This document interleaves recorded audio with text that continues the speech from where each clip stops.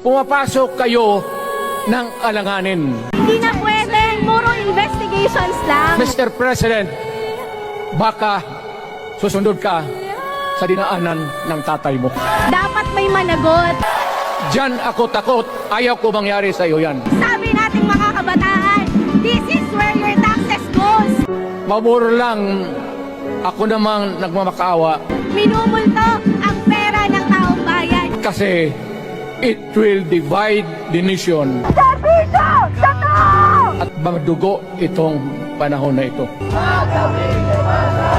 Pag pinilit mo ito, lalabas ka ng Malacanang Gagawin negosyo! kagaya noong panahon na pinalayas. Serviso sa tao! Alam ninyo, kung hindi na talaga ito mapigilan, nandyan ang military pati polis, makinig kayo.